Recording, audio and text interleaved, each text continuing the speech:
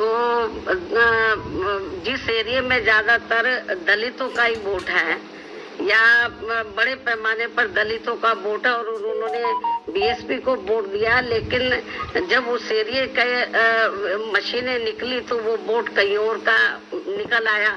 तो इसलिए मैंने आपको ये कहा है कि ईवीएम में भी को भी लेकर अब काफी आशंकाएं लोगों में पैदा है।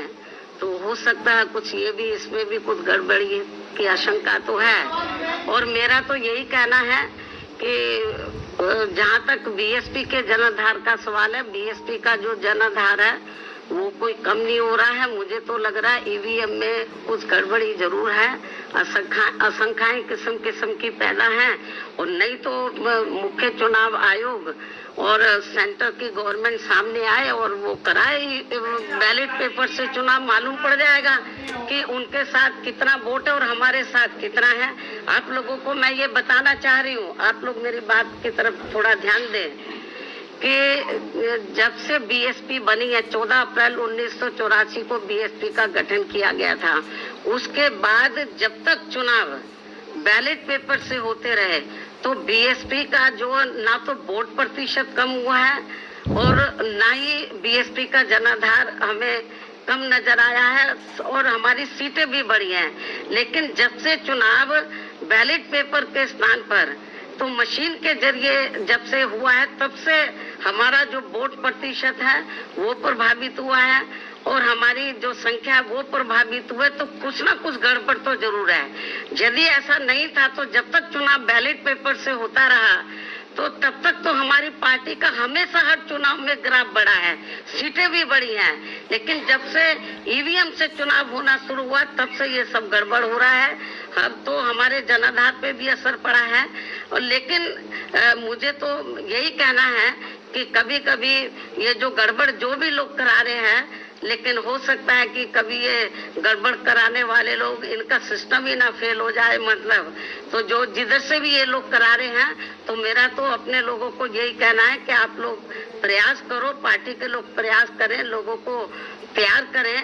आज नहीं तो कल ये जो जहाँ से ये सिस्टम शुरू हुआ, आपको मालूम है कि दुनिया के जिन देशों में पहले बैलेट पेपर से चुनाव होता था, जहाँ मशीन से शुरू हुआ, तो जब लगा इसमें धांधली हो रही तो वहाँ खत्म कर दिया, बैलेट पेपर से वहाँ चुनाव हो रहा है। तो इसलिए मैं आपको ये बताना चाह रही हूँ कि ये मशीनों का कमाल है और कुछ नहीं है। नहीं तो ये लोग ईवीएम की बजाय बैलेट पेपर से कराएं।